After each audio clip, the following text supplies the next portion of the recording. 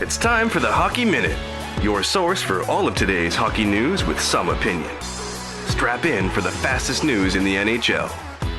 This episode is proudly brought to you by fucking nobody. We don't have any sponsors. Now, here's your hosts, Brandon and Ryan. And here we are. Welcome back, everyone, to another episode of the Hockey Minute. I'm your host, Brandon. With me, as always, my co-host, Ryan. And today we have a very special episode for you. We're going to be breaking down part one of our two-part Metro Division breakdown. But first, let's say hi to Ryan. Ryan, how you doing, man? Well, this might be an overshare, guys, but today was a great day. I went grocery shopping, and if you're in the Vancouver area, you know there's no paper. There's no paper towel. There's no Kleenex. There's no toilet paper. And guess what? Today, I found what I needed, and I was Charlie in Willy Wonka and the Chocolate Factory. Like I left my cart. I grabbed the toilet paper. I'm like, I'm out of here. Threw $10. I'm like, I'm gone. And they were just like, run, Ryan, get home as fast as you can. So it was a big day in my house. That just tells you how boring my life is in this quarantine. But yeah, that's just life. But anyways, enough about me. How are you? How's the family? Everyone doing good? Oh yeah, buddy. Everybody's good. You got me thinking we might have to have a bit of like a bidet revolution here in the province if it keeps going down this way. Well, everybody be getting their garden hoses. Yeah, maybe another episode.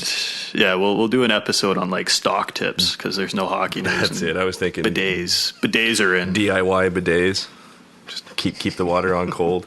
Pro tips. All right. Face off. So we're going to start off today by doing the Washington Capitals, which, Ryan, is obviously your team. But, I mean, for me, going into the season, when I looked at them, I still consider them a cup contender. I mean, they've still got Ovi and Backstrom kind of tail end of their primes, but they've got Kuznetsov and Holtby. Like, it was, for my money, at least still a kind of an upper echelon top 5 team. How did you see it? Well, any team that, if you've gone to the Cup Finals or even the Final Four in the last 2-3 years, like I believe your window is still open, and the Caps are definitely they've kept the same core. There's been some minor changes here and there, but Ovechkin, Kuznetsov, Backstrom, Tom Wilson, Vrana's really developed really nicely. TJ Oshie, John Carlson, Braden Holtby, Samsonov's come along. So the team is still kind of pretty much the same as they were a couple of years ago. And this year, I mean, as of when the season ended, they were starting to slow down a bit, but they're still leading the division. And I think that their window's still open. We saw a great year from Alex Ovechkin.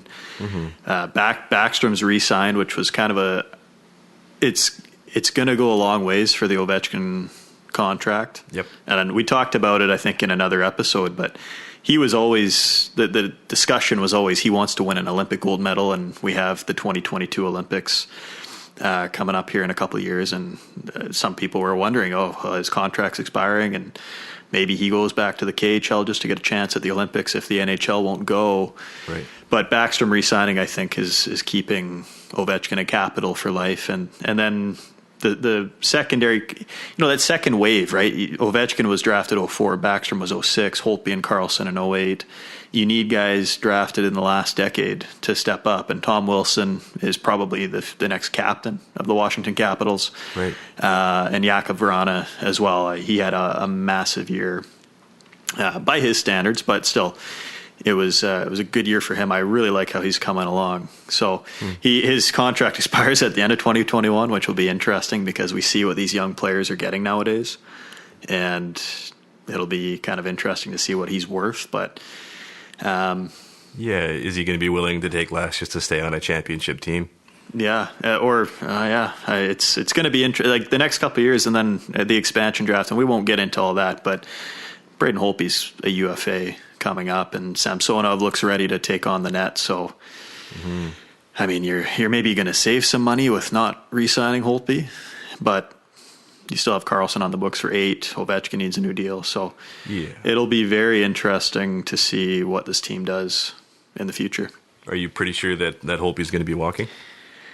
If I was him, if you're not getting a blank check, I think you do, right? I mean, I don't know what his current salary is. It can't be that high. But when you see what Bobrovsky's getting going into UFA, And Bobrovsky's got 2 Vezinas. Holtby got a Vezina, but he's also got a cup. And I think when you've won a Stanley Cup, at that point, it's about looking after your family. And I don't blame guys for doing that. So if a team's out there looking for a goalie and they've got the cap space, you go to a guy like Braden Holtby and you probably offer him $10 million for 6 or 7 years. And I mean, would you turn that down? I mean, no. I mean, if I were, I can't remember the Caps. Todd Reirden, right? The GM. Yeah, Todd Reirden or Kevin from The Office. Yeah, there you go. If I were him, I certainly would let Holtby walk. I mean, obviously, I don't watch the Caps as close as you do, and I get that Holtby is probably a top 10 goalie in the league still, but I mean, that team is so good. You can downgrade slightly in net and still be a championship caliber team. I mean, as of right now, they're paying Holtby 6.1. He's due for at least 8, wouldn't you say? I mean, just with the way that he's been going, probably closer to 9. Well, I think him and Bobrovsky are pretty close in age too, and Bobrovsky got 10, right? Yeah. And like I said, Bobrovsky was kind of a choke artist in the playoffs, so up until last year, anyways. So. Yeah.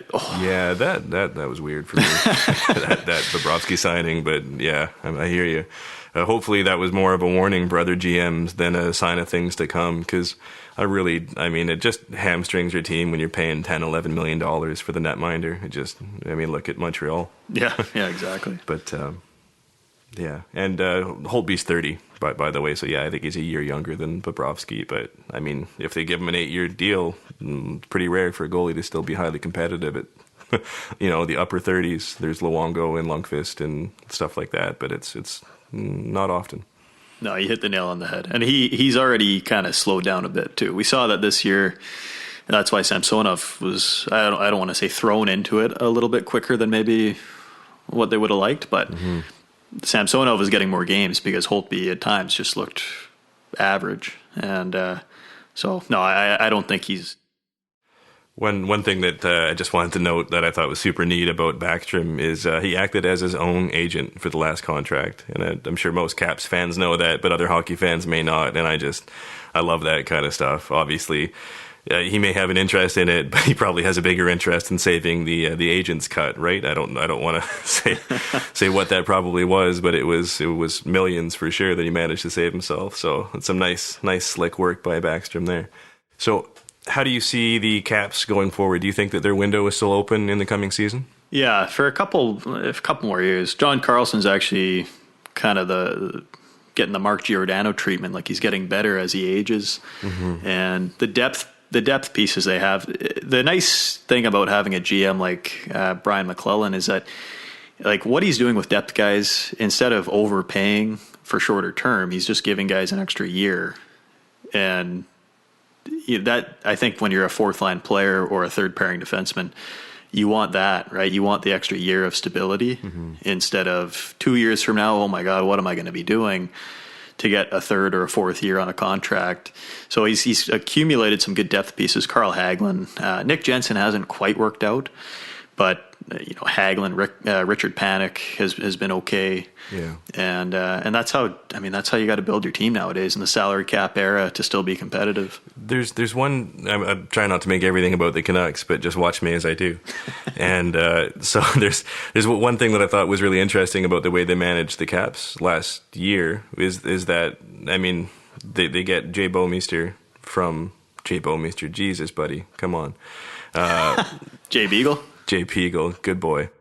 Yeah, the fourth line center, and they basically traded with the Canucks, and they picked up the free agent Nick Dowd to play in that same role. And I mean, you watch the Caps all the time. How much of a drop off was there? Yeah, it was nothing.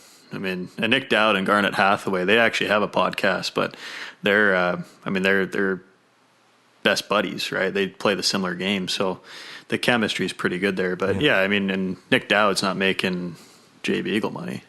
Sorry, Canuck fans. No. But I mean, like that's exactly the point I'm making. Is that like these bottom tier players are essentially replaceable, right? I mean, I don't want to say anything mean about them, but like they're obviously phenomenal athletes. But it's just like you need to pay attention to where you're spending your dollars. And the Caps have done a phenomenal job of highlighting the players in which they need to focus on. And I think that's going to continue. So.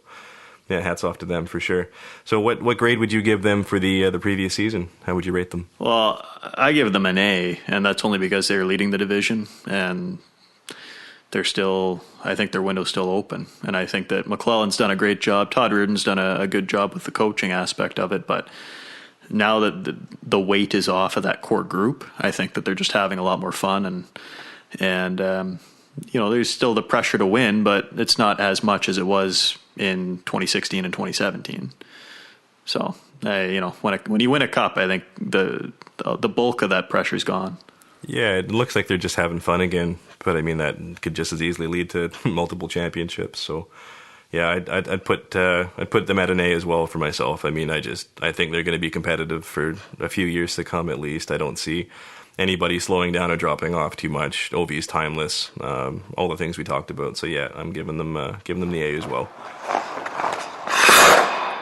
All right, so we're going to move on to the Pittsburgh Penguins now. And for me, when I think about the Pittsburgh Penguins, last season going in, maybe I'm brainwashed by Crosby, but I can't think of them as anything but a perennial contender. They just keep finding a way to be competitive. I realize that they have a few missing pieces and they're nowhere near as stocked as the Caps that we just talked about. But I mean, when you have the X factor of Crosby and Malkin, you're pretty much always at least a wild card. And once you're in, you got a good shot. So how did you see them going into the year, Ryan?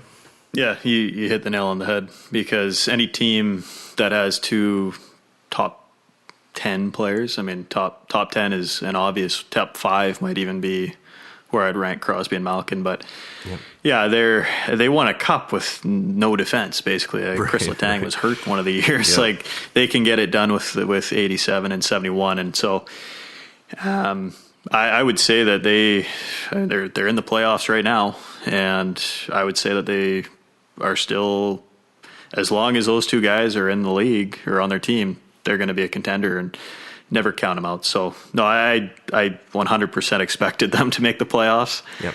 And it's interesting to see they're kind of going through what the Blackhawks did after all their cups, because then you start to kind of lose guys and you have to rely on young guys coming in on cheap contracts. And I know they had a couple of those guys.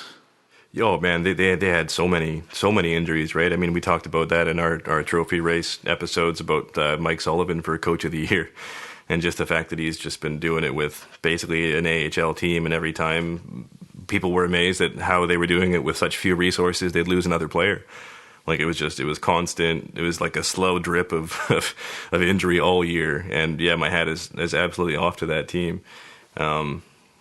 But going forward for the next year, how do you kind of see them? Do you see any moves being made? Do you see them kind of sticking with it? How do you see them playing this out? Yeah, I think they stick with it. The interesting thing is going to be their goaltending. Yeah. And they thought they had kind of figured that out a couple of years ago when they let Marc-Andre Fleury walk, and then Matt Murray was the guy of the future. And then now Tristan Jarry's come in and basically shown that he can be a capable goalie. And there's always a risk with that. We saw it here in Vancouver with the Luongo Schneider situation. We saw it with Martin Jones a couple of years ago, where he had the 1 year of just stepping up, and he's kind of regressed a little bit. So I think that they stick with Murray. But if you can have two goalies, so many teams now, that's what they're trying to do. And I don't see why they would want to maybe let go of Matt Murray before they had to, or Tristan Jarry for that matter. Yeah. This team is just, we've seen it for 15 years. Yeah. There's not really anything that they do that surprises me anymore, and I don't see them making a ton of moves. They had the Kessel trade, which was that what netted them Galchenyuk? Yep. And then they moved Galchenyuk and they got Jason Zucker. So which was awesome. You probably downgrade from moving on from Kessel, but then you upgrade when you get Jason Zucker. Oh yeah, right? yeah. So, because if you traded Kessel straight up for Zucker, you'd be like, man, you got fleeced. Like, Zucker's a way better player now. Like, that's such a good fit. Like, yeah. Again, hats off to Jimmy Rutherford for finding a way to get something working there. Well, and with Crosby, he's got his right hand man in Jake Gensel, and Malkin is always, when he played with Kessel, those two were incredible together. So if I don't know how their lines are structured, but if you could plug Zucker in with Malkin and those guys have a connection, then you've got a two-headed monster down the middle. But every good centerman needs a complementary piece. Absolutely. And yeah, I mean, you see it all the time that coaches seem to stick with pairs more than lines for forward groups now. It's like find a guy that works really well with another guy, and then you get a third wheel, and let's make it work. I think it's a product of the salary cap as much as anything, but you really start to notice the way that they're rolling it out. One thing that should be noted, we're going to do a proper expansion draft episode kind of in the future, I'm sure, but it's hard not to notice what's going to happen with Pittsburgh here with their goaltending situation. They've got a couple of young, skilled goalies, and as far as I can tell, they're going to lose Murray or Tristan Jarry, right? They're going to have too many games played by the time the draft comes and the end of the following season. And so they're going to either have to make a bold move before and trade one of them, or just kind of eat it. But yeah, it's a tough spot for them to be in there. Yeah, well, congratulations, Seattle, because whoever you get from Pittsburgh, you're going to go right to the finals. You're going to lose, but you're going to go right to the finals first year. And the cycle repeats. Yeah, exactly. I mean, like if they end up getting Murray, they're getting a two-time Stanley Cup champion who's 24 at the time or something insane, right? It'll be 25 maybe by the time he goes to Seattle. Like that's bonkers. I'm going to be choked if that happens, just as a Canucks fan. So looking forward for the Pens, then, do you think they're going to keep being competitive for years to come? Do you see anything really changing? Yeah, their short answer is yes. Yeah. I don't know what I don't know what their prospects are really like. John Marino was pretty good for them. That Lafferty kid, he looked okay, but as long as you got Crosby and Malkin, doesn't matter. Those guys are going to be the Tom Bradys of the NHL. They'll be 42 and still dominant. So Pittsburgh, they're going to be competitive for as long as those two guys want to play. Yeah, I'm with you. And as far as an overall grade for the season, I'd probably give them a kind of a low A or a high B. I mean, they had a pretty tough start to the season, but I mean, so many injuries, and they eventually picked it up quite well. And I mean, Crosby was out for 6 weeks. Malkin managed to pick it up. Gensel gets hurt. I'm pretty sure Rust got hurt. It was just, well, again, like we said, one injury after the other. So the fact that they managed to stick with it and have a successful season, for me, gets them a high mark. How about yourself? Yeah, I agree with you. I think, A minus, B plus, somewhere in that range. It's too bad we don't have the playoffs, because it would be interesting to see how far they could have gone, but I mean, that's how she goes. Yeah, I mean, this is by far my favorite time of every year is the first round of the playoffs, which is what we'd be in right now, right? You got 5 games one night and 3 games the other night. It's like, see you later, family. But now that's not happening. Anyway, we're going to move on to the Philadelphia Flyers now. And for me, when I think of the Philly Flyers, I mean, I'm a huge Alain Vigneault fan. I loved the work that he did for the Canucks, and so I really expected him to be fairly successful with Philly. They've got a good team, kind of a sneaky good team. I think people may not appreciate the star power that they have and the nice mix of veterans and young players, but so I fully expected them to at least be in the wild card position going into the season. How did you see them? I actually thought they did better than I predicted. Maybe I just have a certain hatred for the Flyers, or I really don't know. I just didn't see them making as big of a splash as they did. I think it's just because for years they've let their fan base down, because they do have one of the best players in the league in Claude Giroux, and their defense core is really good. Now they have the goalie that they've always needed in Carter Hart. So we've talked about this before. Like when you have a number one offensive threat, you have a good defense core and a number one goalie, you're always going to be a contender. So they did great by my standards. And the guys, the usual suspects, Giroux, Travis Konechny, man, I love watching that kid play. Have you seen a lot of him? Not enough. Like he's a pit bull, and he's an undersized guy, but plays very fearless. The Kevin Hayes signing. Oh, money. I mean, money. What did you think about that, eh? Oh, I mean, at the time I thought it was rich, because you're paying, $5 million for a third line center? I think it was more than that. I think it was like, I'll look it up, but go on. Yeah, so anyway, looking at him, I didn't think that he'd have the tools to be as productive as he was. But he was, I mean, I'm pretty sure he's leading the league in shorthanded goals. He's an absolute leader on that team. He's a character, hilarious guy. I mean, if you ever hear him talk, so Yeah. I don't begrudge the money he's making or anything, but I just didn't expect him to be as productive as he was. But yeah, I mean, he absolutely stepped up. And I think that people don't necessarily appreciate the two-way skills that Sean Couturier has. I mean, just if you get a chance, there's a couple of shifts with him against John Tavares, just some clips that you can find on YouTube when they're matching each other like stride for stride, trying to get away from each other in the corners. And it's just incredible footwork, edge work, and just positioning to see them go at it. I don't know, maybe that's boring for other people, but I get off on watching that stuff. I think he's absolutely incredible. Yeah, Kevin Hayes, just for the record, $50 million over 7 years, so it works out to be $7.14 million. So, oh my God! See, I was off by 50%. At first glance, yeah, it looked bad. And listen, he had a great first year, but Philadelphia, I mean, they'll turn on you, right? Briz was like three days into his long-term deal, and they were ripping him. That had to be the most tone-deaf signing in the history of the league, though. Yeah. Like an absolute goalie graveyard market hires the fucking craziest person as a goaltender. Yeah, but like he's talking about the moon and the stars or whatever he's going on about when he's like not making a save. It's like, buddy. But that's why we love goalies. The one guy that I'm concerned about is Nolan Patrick. And yep, we mentioned with teams like Washington and Pittsburgh is that you need those, your draft picks to pan out. Provorov was a pick in 2015. He looks like he's going to win a Norris one day. Oh yeah. But Patrick was second overall, and when you look at the three guys picked after him, Heiskanen in Dallas, Makar in Colorado, Pettersson in Vancouver. And so for Philly, they're probably kicking themselves a little bit because Patrick, I don't know what to make of him, but right now he looks like he's just going to be an often injured player. And you can live with that if he's 23rd overall. But when you're second overall and then you got two potential Norris candidates and a number one center that was drafted after your guy, it's not a great look. No, and I mean you're right. I'm pretty sure Nolan Patrick has had some concussion issues, right? That's been the major struggle.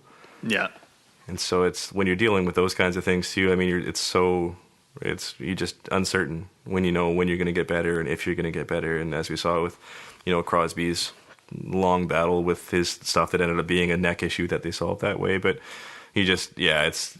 If you're not hitting the top 5 pick, that's brutal, especially when you're missing those guys that you mentioned. Like, I mean, Heiskanen looks like he could win a Norris. So, it's wild. And then, of course, you have Shane Gostisbehere, who's a 50, 60 point defenseman who was being healthy scratch for a good chunk of the season. Obviously, things aren't working the way that they would like to see them work there.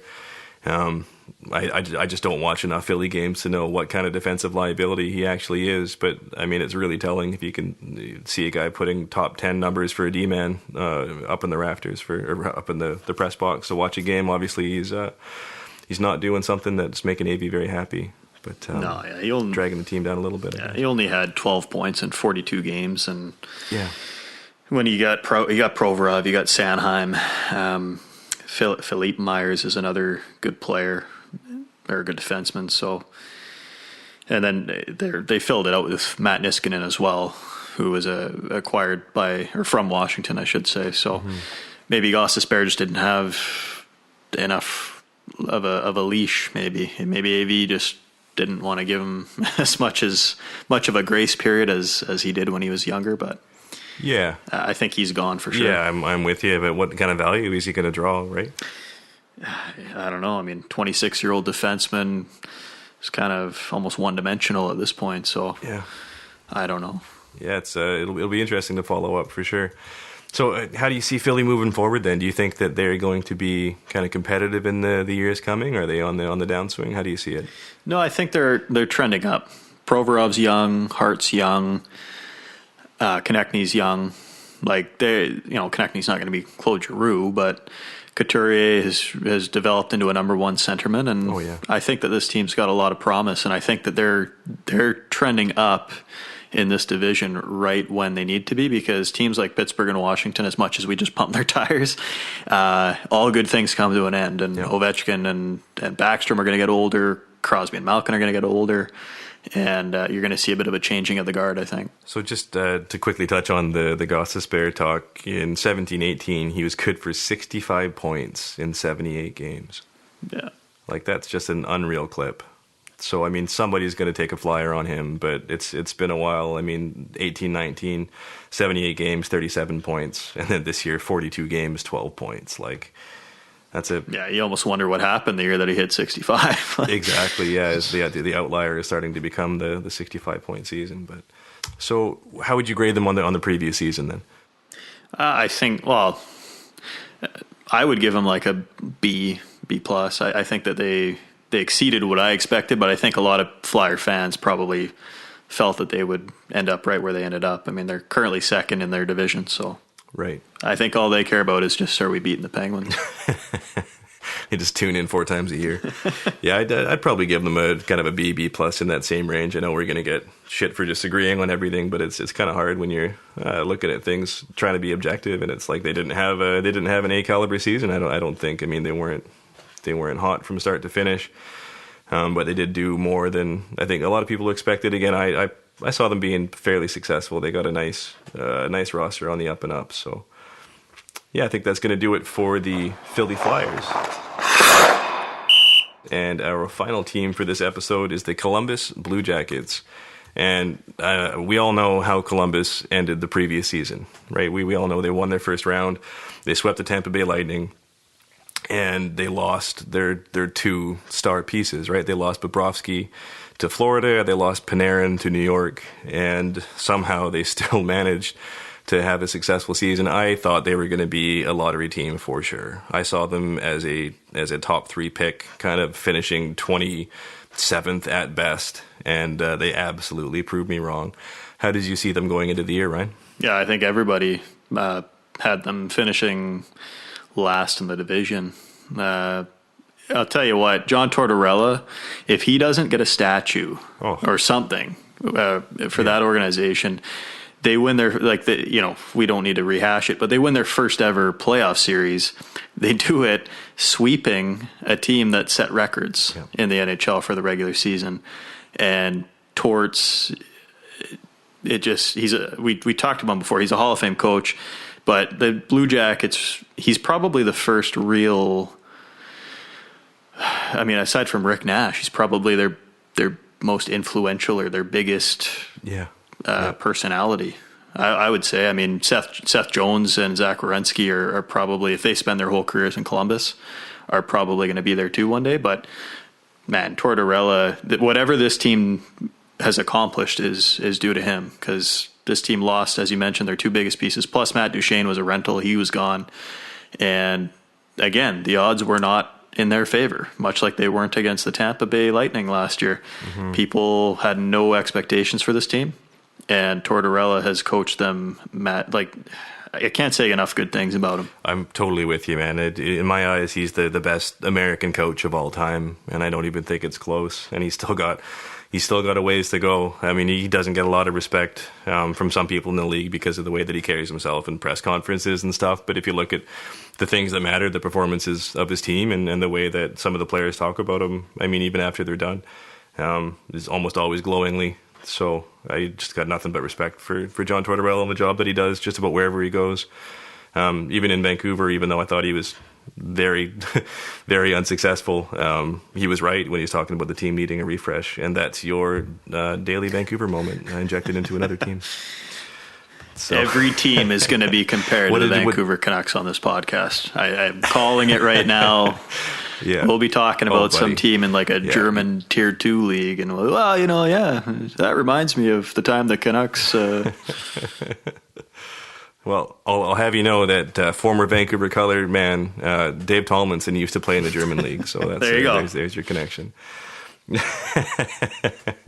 All right, so bright spots for the Columbus Blue Jackets. I mean, what catches your eye? Seth Jones is going to win a Norris Trophy. Yeah, one day. I'm calling it. Oh yeah. Werenski, he had another monster year.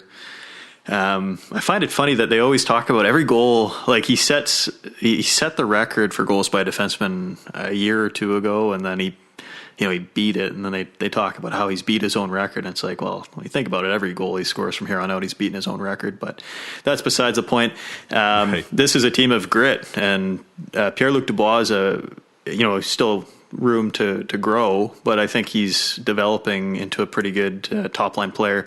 I love Josh Anderson. I think Josh Anderson is the Tom Wilson of the Columbus Blue Jackets. He can score goals, but he's also going to hit. He's going to fight.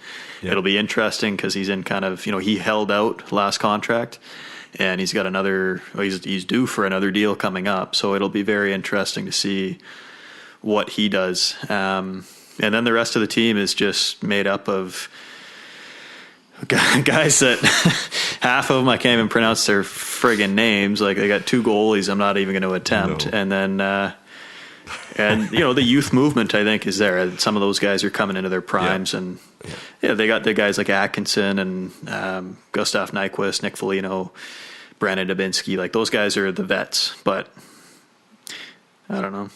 Yeah, I don't know what do you grade them? Like, I'm curious to know, what are you grading them as this year? Because I would give them they're still not making the playoffs, but I'd still give them an A or maybe even an A plus. I think my grading basically is what was my expectation versus what was their performance, and their performance so outclassed my expectation. It's hard for me to give them anything but stellar marks. I can't imagine a team as low in overall skill as the Columbus Blue Jackets ever doing as well as they did again. Their talent level is almost like Ottawa Senators of a couple of years ago, or Colorado of 3 years ago. Like, they're not quite in those doldrums, but they're close, and they're still managing to be incredibly successful. Like Pierre-Luc Dubois, who is far and away their number 1 center, he's 21 years old. Yeah. Like, he's still an absolute kid. I mean, he plays like a power forward. But that pick, he's taken 3rd overall. It was a bit of a stretch at the time. I mean, he could have had such studs as Olli Juolevi, but it's okay. Yes, he Puljujärvi. They went with the flyer, and it's worked out absolutely wonderful for them. Elvis Merzlikins. That's my attempt at shaming myself at trying to pronounce a name for the day. But obviously, he was a stud for the year. It was kind of neat hearing him talk about